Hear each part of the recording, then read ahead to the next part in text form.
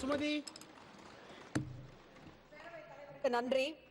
மாண்புமிகு நிதி அமைச்சர் தன்னுடைய உரையை துவக்கும் முன்பாக தெலுங்கு கவிஞர் குரஜாடா அப்பாராவின் தேசம் என்பது மண் அல்ல மக்கள் என்ற முழக்கமுடன் துவங்கினார். அவருக்கு நானும் திராவிடம் என்பது வெறும் மண் இடம் மட்டுமல்ல, கால்வெல் அவர்களால் உலகில் மிக குறைவான அறிவு மூட நம்பிக்கை உடையவர்கள் திராவிட மக்கள் என்று சொல்லப்படுகின்ற பெருமை மிகுந்த இடம். அந்த இனத்திலே ஒருவராக பெரும்பான்மையாக இருக்கின்ற தமிழ்நாட்டு மக்கள் இந்த பட்ஜெட்டிலே புறக்கணிக்கப்பட்டிருக்கிறார்கள் எனும் வேதனையோடு யாமறிந்த மொழிகளிலே தமிழ் மொழி போல் இனிதாவது எங்கும் காணோம் எனும் பாரதியார் புகழுரைத்த தமிழில் உரையை துவங்கி மேலே துவங்குகின்றேன். இது நிதியமைச்சருடைய 8வது பட்ஜெட். ஆனால் வறியவருக்கு, விவசாயிகளுக்கு, மாற்று பாலினத்தவருக்கு, ஒடுக்கப்பட்டோருக்கு, சிறுபான்மையினருக்கு, மிக குறிப்பாக தமிழ்நாட்டு மக்களுக்கு இது எட்டாக்கனி budget. Water water everywhere, not a drop to drink. கால்ரிட்ஜின் புகழ்பெற்ற வரிகள். சுற்றிலும் தண்ணீர், ஆனால் குடிப்பதற்கு ஒரு சொட்டு தண்ணீர் கூட இல்லை. ஆயுதம் செய்வோம், நல்ல காகிதம் செய்வோம், ஆலைகள் செய்வோம், கல்வி சாலைகள் செய்வோம், ஓய்தல் செய்யோம், தலை சாய்தல் செய்ய மாட்டோம் என்று நல்லாட்சி நடத்தி கொண்டிருக்கின்ற எங்களுடைய மாண்புமிகு முதலமைச்சர் தளபதி மு.க. ஸ்டாலின் எத்தனை கோரிக்கைகளை விடுத்திருப்பார். ஆனால் சுற்றிலும் தண்ணீர், எங்களுக்கு ஒரு சொட்டு தண்ணீர் இல்லை என்னும் அளவிற்கு கூட்டணி கட்சிகளுக்கு, பாஜக ஆளும் மாநிலங்களுக்கு மட்டும் வாரி வாரி இறைத்துவிட்டு எங்களுக்கு கையை விரித்திருப்பதால் இது பாராமுக பட்ஜெட், இது பாரபட்ச பட்ஜெட். தலைவர் அவர்களை, உலகமெங்கும் பட்ஜெட் எப்படி தாக்கல் செய்யப்படுகிறது என்பதை கொஞ்சம் நினைத்து பாருங்கள்.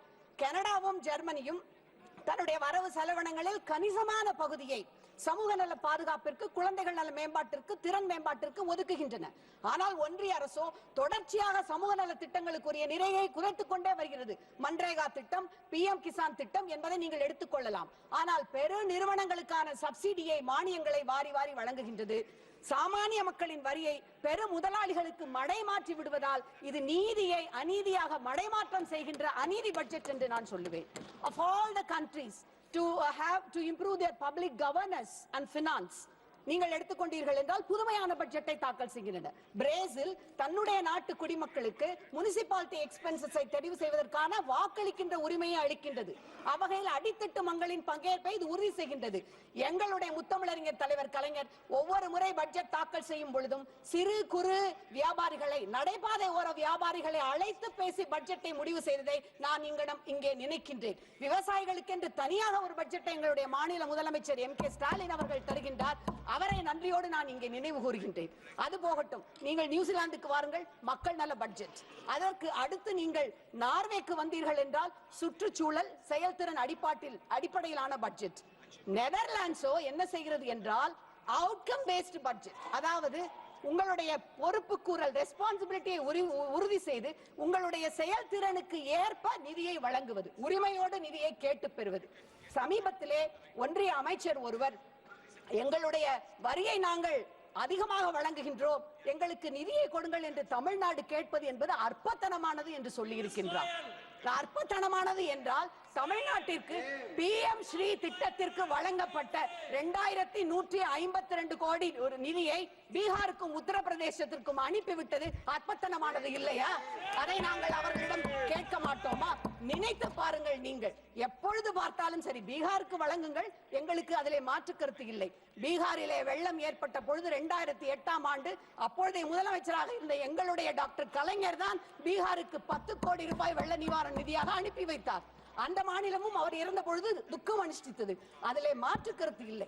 ஆனால் சென்ற நிதிநிலை அறிக்கையிலே 60,000 ரூபாய் வழங்கிவிட்டு இப்பொழுது மக்கானா போர்ட், அவர்களுக்கு IIT பாட்னா, அது மட்டுமல்ல கோஷா டிக்கெட் என்று ஏகப்பட்ட திட்டங்கள்.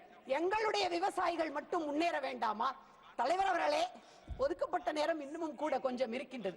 நினைத்து பாருங்கள், மகாராஷ்டிராவிற்கு 39,000 கோடி.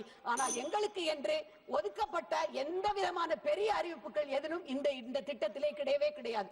தமிழின் தொன்மையை இரும்பின் தொன்மை கொண்டு அறிவித்திருக்கின்றார் எங்களுடைய முதலமைச்சர்.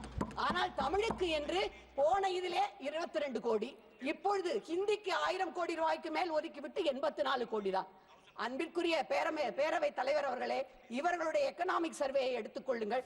தமிழ்நாடு 56% தேசிய ஜிடிபியை விட அதிகம் என்று சொல்லுகின்றது. தமிழ்நாடு 9% ஜிடிபிக்கு பங்களிக்கிறது என்று சொல்லுகின்றது. கல்வி, மருத்துவம் 2 minutes. கல்வி, மருத்துவம் அனைத்து துறைகளிலும் தரவரிசை பட்டியலிலே தமிழ்நாடு முதல் இடத்தில் 3 இடங்களில் வகிக்கின்றது. வஞ்சித்தால் எப்படி நியாயம்? உங்களுடைய எக்கனாமிக் சர்வேயினுடைய பிரிஃபேஸில் ஸ்பார்டன்ஸ் என்று சொல்லப்படுகின்ற வீரர்களுடைய ஒரு கொட்டேஷனை அரசு பரிந்திருக்கின்றது. அது என்னவென்றால், the more you sweat for peace, the less you bleed in war. உங்களுக்கு நான் அதனையே மாற்றி சொல்லுவேன். The more you sweat in inclusive politics, the less you bleed in economic progress. அவையின் நடுவே செங்கோலை வைத்திருக்கின்றீர்கள். The place does not make the man, neither scepter the king. Greatness should be within. மன்னனை செங்கோல் உருவாக்குவதில்லை. அரும்பெரும் நற்குணங்கள் உள்ளிருந்து வர வேண்டும். மக்களாட்சியின் மாண்புகளோடு கூட்டாட்சி தத்துவத்தை உணர்ந்து கொண்டு பிளவுவாத அரசியலை விடுத்து மதவாத அரசியலை முன்னெடுங்கள். நாடு நலம் பெறும், மக்கள் செழிப்புற்று மகிழ்ச்சியோடு வாழ்வார்கள்.